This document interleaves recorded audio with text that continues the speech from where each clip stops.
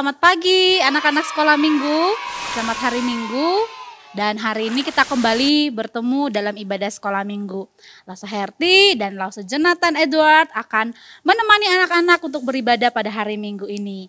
Yuk kita sama-sama berdoa kepada Tuhan supaya Tuhan berikan kita hati dan pikiran yang tertuju kepada Tuhan. Mari kita berdoa. Tuhan, terima kasih karena Tuhan telah membangunkan kami pagi hari ini dan kami boleh mempersiapkan diri kami untuk beribadah di sekolah minggu. Kami bersyukur setiap anak-anak Tuhan dengan semangat, dengan sukacita mau mengikuti ibadah. Tuhan, kami mau serahkan hati kami dan pikiran kami kepada Tuhan. Supaya kami boleh benar-benar fokus mengikuti ibadah dan juga merenungkan firman-Mu bersama-sama. Tolong Lause Herti, Lause Jonathan dan juga anak-anak di rumah supaya kami boleh memberikan persembahan yang baik melalui ibadah kami kepada Tuhan. Dalam nama Tuhan Yesus kami berdoa. Amin. Nah, adik-adik, menurut kalian hidup kalian baru bisa disebut hidup yang sangat bermakna kalau misalnya kamu hidup penuh dengan apa? Hidup kalian bisa disebut hidup yang baik kalau misalnya kalian hidup dengan seperti apa kira-kira?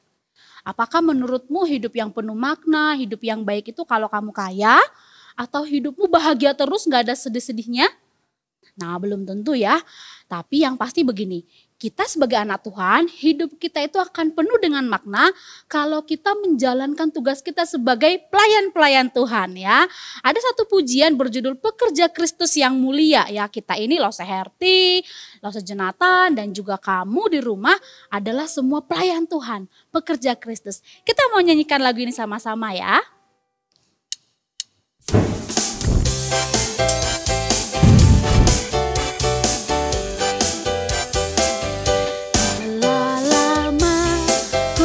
Cari langkah hidup yang paling pasti, hidup penuh kemenangan setiap hari. Suatu saat Yesus panggilku untuk jadi pekerja, melayani, jadi saksi bagi Dia.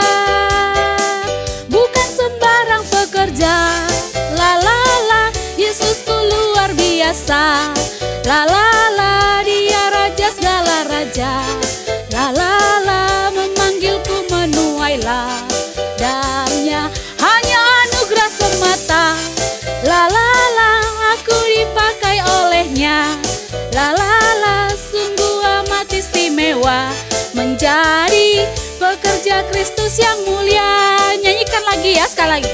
Telah lama ku cari-cari langkah hidup yang paling pasti, hidup penuh kemenangan setiap hari. Suatu saat Yesus panggilku untuk jadi pekerja, melayani, jadi saksi bagi Dia. Bukan sembarang pekerja, la la la, Yesusku luar biasa. Dia raja segala raja, memanggilku menuai ladangnya, hanya anugerah semata. La la la, aku dipakai olehnya. La la la, sungguh amat istimewa menjadi pekerja Kristus yang mulia. Bukan sembarang pekerja, la la la, Yesusku luar biasa. La la la, Dia raja segala raja. La la la, memanggilku menuai ladangnya, hanya anugerah semata. La la la, aku dipakai olehnya. La la la, sungguh amat istimewa menjadi pekerja Kristus yang mulia. Sungguh amat istimewa menjadi pekerja Kristus yang mulia.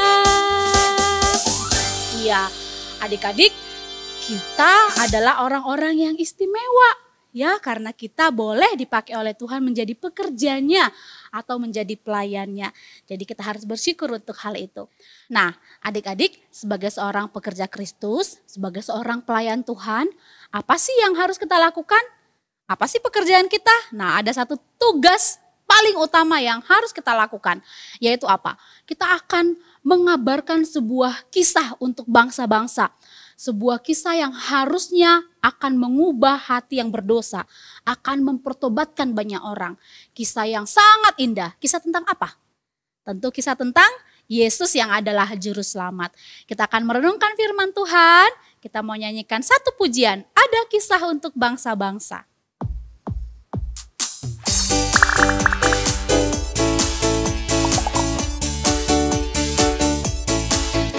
Ada kisah untuk bangsa-bangsa yang mengubah hati cemar. Kisah yang benar dan indah, penuh damai dan terang. Penuh damai dan terang. Dan gelap jadi remang pagi, dan remang jadi siang terang. Tahta Kristus akan nyatalah, bumi penuh kasih-Nya.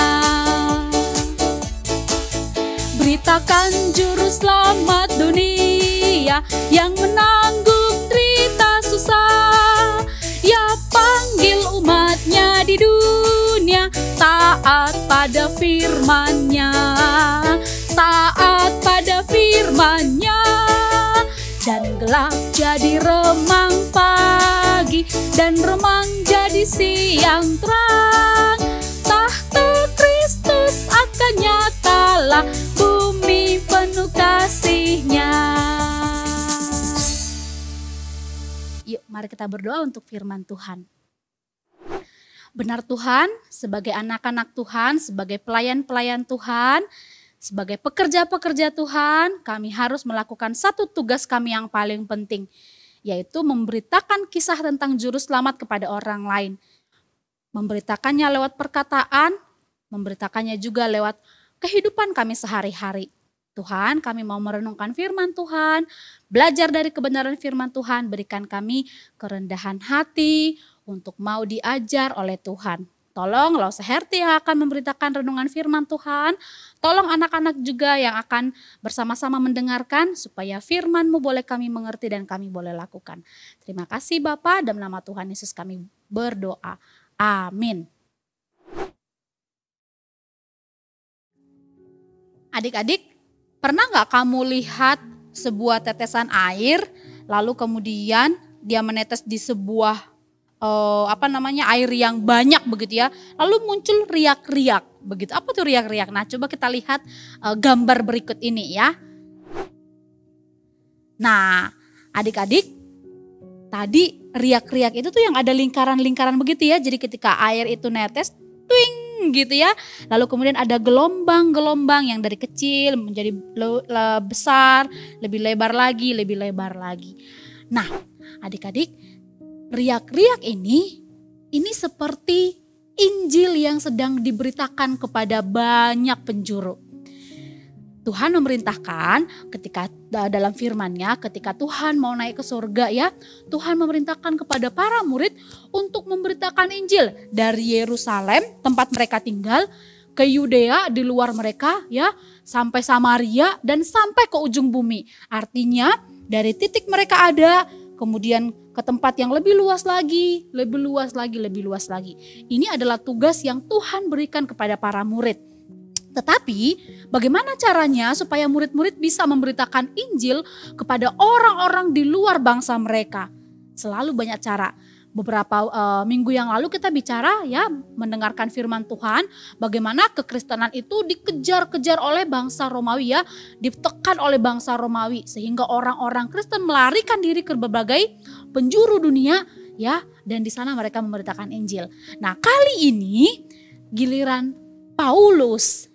Paulus ditangkap, waktu itu kita sudah mungkin beberapa minggu yang lalu kamu juga sudah mendengarkan ya, Paulus ditangkap lalu kemudian dia akan diadili di Roma. Dan waktu pengadilan ini adalah waktu yang ditunggu-tunggu oleh Paulus. Loh, kok bisa?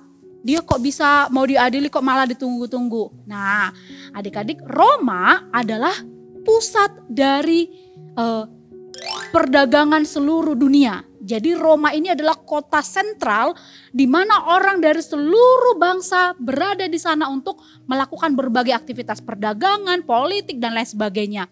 Artinya di sana adalah tempat yang paling tepat untuk melakukan apa yang Tuhan perintahkan, yaitu apa? Memberitakan Injil bukan hanya kepada bangsa-bangsa orang Yahudi di Yerusalem, tetapi sampai ke ujung dunia. Tetapi perjalanan menuju Roma itu nggak gampang adik-adik. Jadi Paulus harus dibawa menggunakan kapal. Ya, jadi Paulus dan beberapa orang tahanan itu diserahkan kepada seorang perwira supaya dibawa ke Roma untuk diadili menggunakan kapal. Tetapi dalam perjalanan di kapal ini mudah nggak? Oh enggak. Ya, Paulus sebenarnya sudah melarang kita jangan lewat kereta, ada satu tempat ya. Tapi perwira ini tidak mau mendengarkan Paulus ya. Mereka tetap melakukan seperti yang mereka mau. Jadi ketika Paulus dan beberapa tahanan itu sudah ada di kapal, tiba-tiba angin yang sangat kencang, topan yang sangat dahsyat mengguncang kapal ini adik-adik. Ya, kapal ini terombang-ambing begitu sangat dahsyat. Semua orang di sana ketakutan. Sehingga para awak kapal ini karena ketakutan ya, dia kemudian membuang barang-barang yang kira-kira bisa dibuang untuk meringankan beban kapal. Dibuanglah barang-barang. Lalu kemudian hari berikutnya tetap masih terombang-ambing oleh angin yang sangat dahsyat. Mereka berpikir apalagi yang bisa dibuang. Semua peralatan berat mereka semua buang. Bahkan bahan makanan. Perjalanan mereka nggak cuma sehari 2 hari ya. Menuju Roma bisa berbulan-bulan adik-adik di kapal. Kamu pernah nggak naik kapal laut? Misalnya kamu pergi ke sebuah pulau begitu ya pakai kapal. Seharian mungkin kamu bisa mabuk laut begitu ya. Gak enak, gak nyaman. Ini bisa berbulan-bulan mereka nyampe di Roma. Dan dalam perjalanan itu orang-orang sudah mulai putus asa ya. Berhari-hari mereka tidak makan.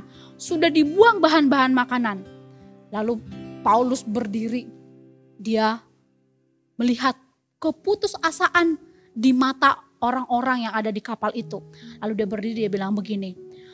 Seandainya orang-orang mendengarkan perkataan saya, kita tidak akan seperti ini. Tapi gak apa-apa ya. Saya sudah melihat malaikat Tuhan yang mengatakan bahwa kita pasti akan sampai di Roma. Jadi kamu harus kuat ya. Kita harus percaya kepada Tuhan. Nah, Paulus menggunakan kesempatan ini untuk memperkenalkan Tuhan yang dia sembah. Dia menggunakan tugasnya, melakukan tugasnya sebagai pekerjanya Tuhan ya, pekerja Kristus. Kamu harus percaya kepada Tuhan. Nah, lalu berapa hari kira-kira adik-adik mereka terombang-ambing. Mereka tidak tahu mau ke arahnya kemana. Sehari, 2 hari, 3 hari? Oh tidak, 2 minggu. 14 hari mereka terombang-ambing di atas permukaan laut ya. Wah, pasti sudah mabok. Sampai suatu malam kapal ini terasa kandas begitu ya. Menabrak sesuatu, sepertinya sudah dekat dengan daratan. Ya, betul ya. Besoknya dilihat mereka kemudian sampai di sebuah pulau. Namanya Pulau Malta. Ya, ketika mereka turun, penduduk pulau ini sangat apa? Sangat ramah kepada mereka ya. Semua mereka disambut. Lalu kemudian gubernur negeri itu pun memberikan mereka sambutan yang hangat. Tapi suatu malam ketika mereka sedang di api unggun adik-adik ya. Kamu boleh lihat nanti kisahnya di Kisah Para Rasul pasal yang ke-28.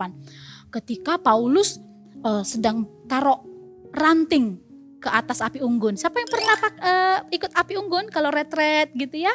Atau sal api unggun gitu ya. Nah, ketika Paulus coba kasih ranting untuk menambah bara api begitu ya.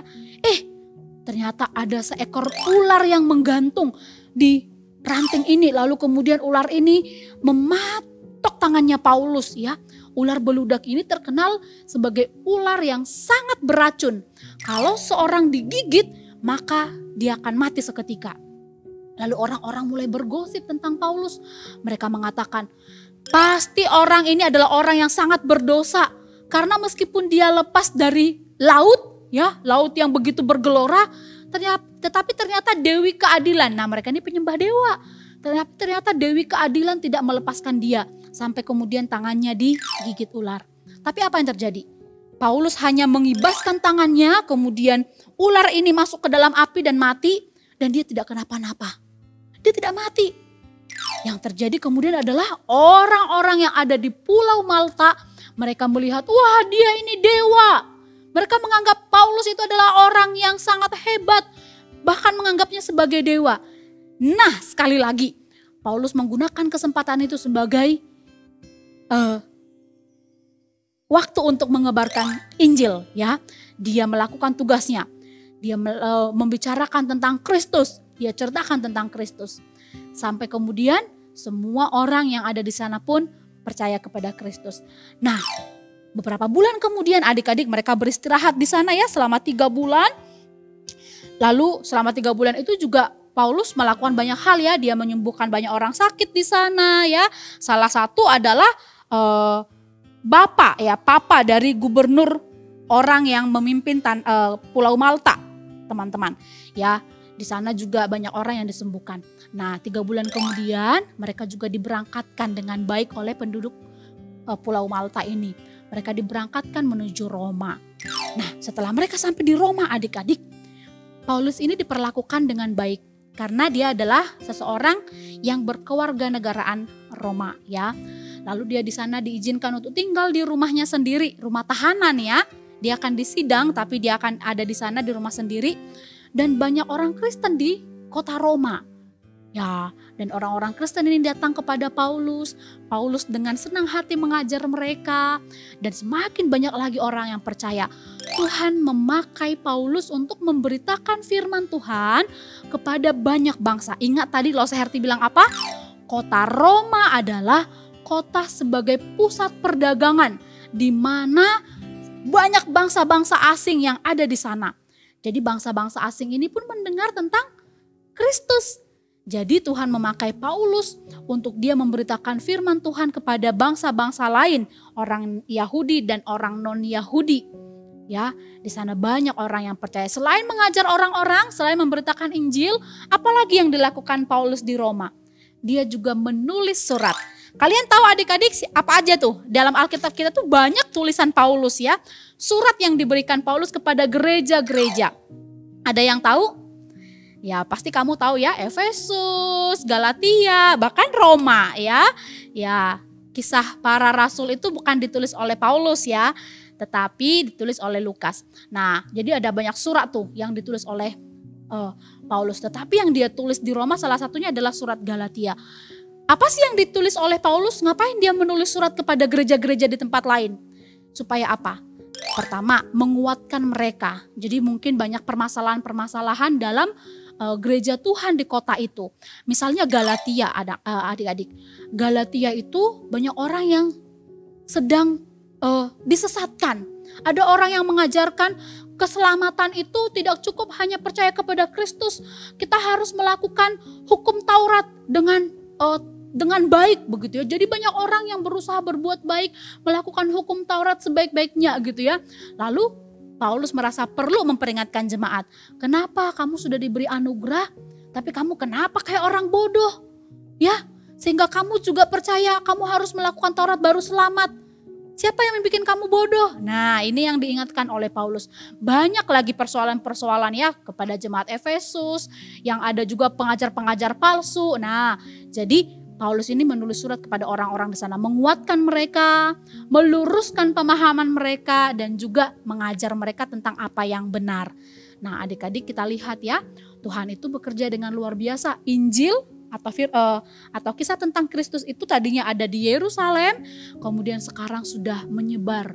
Ya tadinya ada di orang-orang Yahudi, sekarang ada di orang-orang asing non-Yahudi yang diberitakan oleh Paulus di kota Roma dan sampai kepada kita saat ini. Kita bersyukur ya, kita menjadi bagian dari pekerja-pekerja Tuhan ya, pekerja-pekerja Kristus sama seperti Paulus. Dan kita punya tugas yang sama adik-adik. Memberitakan Injil. Kita ini memberitakan Injil bukan hanya lewat perkataan, tetapi dengan apa yang kita lakukan. Ada yang mengatakan Orang Kristen itu seperti surat yang terbuka, yang dibaca oleh semua orang, seperti surat Paulus ya. Artinya apa sih? Artinya begini, kita sedang menceritakan atau menuliskan sesuatu yang bisa dibaca oleh orang lain. Nah, surat seperti apakah kamu? Apakah dalam perilakumu setiap hari orang bisa membaca, ya, dia adalah anak Kristus yang taat, dia adalah anak Tuhan yang baik. Apakah orang-orang melihatmu dan membaca dalam dirimu, ya, dia adalah anak-anak Tuhan yang saleh, yang rajin berdoa, rajin baca firman. Puji Tuhan ya, kalau orang bisa melihatmu menjadi surat yang terbuka, surat yang indah, yang orang-orang bisa meneladanimu, memberikan contoh kepada mereka bagaimana harusnya menjadi anak-anak Tuhan. Nah, tapi kalau kita sadar, kita ini seperti surat terbuka yang di dalam kita orang membaca, kok kekristenan begini ya? Katanya orang Kristen tapi kenapa sikapnya gak berubah? Katanya orang percaya Tuhan Yesus tetapi tidak ada kasih dalam dirinya. Tapi kenapa dia jadi malas? Nah, kalau orang melihat itu dalam diri kita, berarti perlu diubah. Perlu diperbaiki dan perlu bertobat. Minta tolong kepada Tuhan. Nah, adik-adik, menjadi pekerja Tuhan, menjadi milik Tuhan, itu tidak mudah. Hidup untuk Tuhan itu gak gampang. Tapi kita pasti akan dimampukan kalau kita minta tolong Tuhan. Nah, kita harus jadikan Tuhan Yesus itu sebagai Tuhan dalam hati kita, yang menguasai hati kita. Sehingga kita menjadi surat terbuka yang indah dan menjadi teladan bagi orang lain. Nah, anak-anak, kita akan membaca ayat hafalan kita. Mari Loseherti ajak kamu baca 1 Petrus 3 ayat 15a. 1 Petrus pasal yang ketiga ayat 15a. Ya, ini juga surat ya, tapi bukan surat Paulus ya, Petrus. 1 Petrus 3 ayat 15a. Yuk baca sama-sama ya. Tetapi kuduskanlah Kristus di dalam hatimu sebagai Tuhan. Gampang ya? 1 Petrus 3 ayat 15a. Tetapi kuduskanlah Kristus di dalam hatimu sebagai Tuhan. Kuduskan Kristus dalam hatimu sebagai Tuhan, maka seluruh hidupmu akan menjadi surat yang terbuka, yang menjadi teladan, menjadi kesaksian bagi banyak orang. Yuk mari kita berdoa.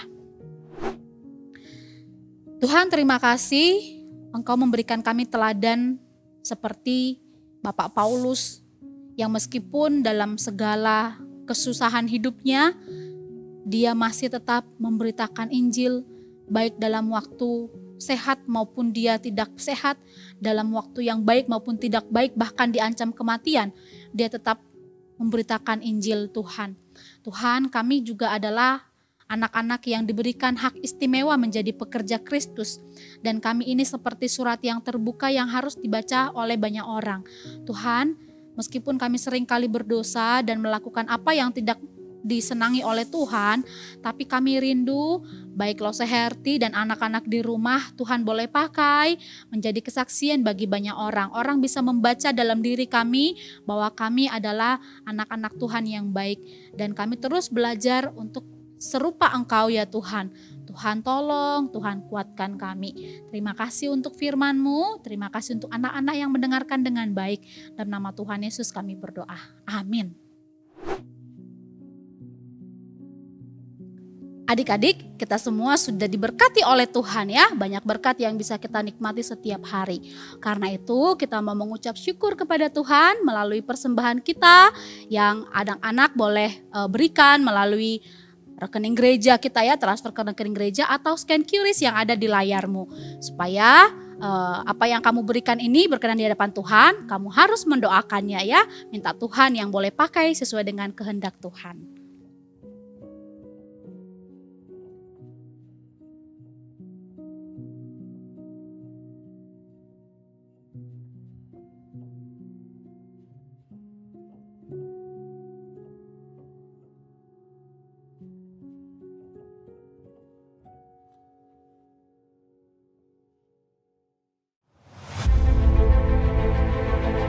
What the?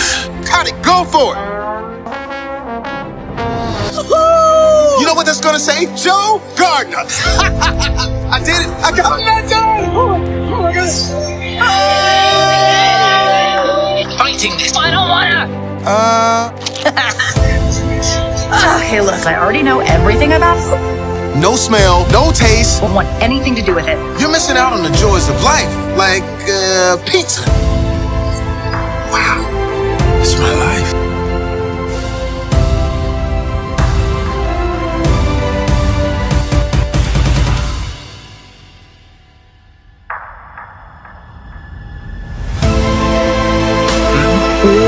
Get back. No way! There I am. What are we waiting for? Wait, not me!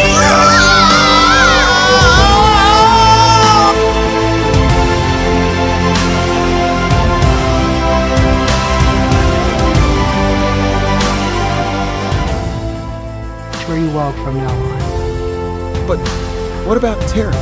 We worked it out with Terry. Thanks. So, what do you think you'll do?